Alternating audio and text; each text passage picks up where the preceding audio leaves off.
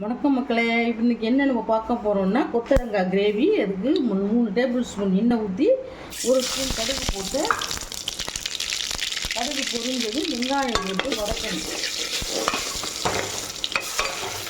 வெங்காயம் வதக்கி கருவேப்பிலை போட்டு வதக்கணும். வதக்கி வெங்காயம் வதங்கிருச்சு. இப்போ 2 பெரிய தக்காளியும் போட்டு அதோட தேவையான உப்பு 1/4 கிலோ கொத்தரங்காய்க்கு தேவையான உப்பு போட்டு வதக்கிறேன். பச்சை வாசனை போக நல்லா வதக்கணும்.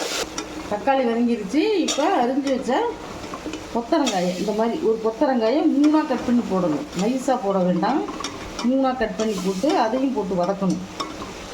கொத்தரங்காய் வதங்கினதுக்கப்புறம் தேவையான அளவு கிரேவிக்கு தேவையான அளவு குழம்பு மிளகாத்தூள்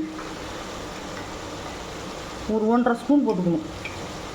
வதக்கி அதோட 2 ஸ்பூன் தயிர், நல்லா கெட்டி தயிராக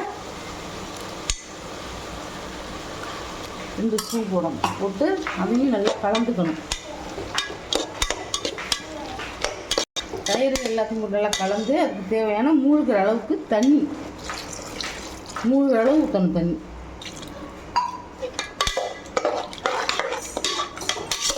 கலந்து குக்கர் மூடி போட்டு விசில் போட்டு ஒரு 3 விசில் விட்டு இறக்கணும். இப்போ கொத்தரங்காய் கிரேவி ரெடி ஆகிடுச்சு.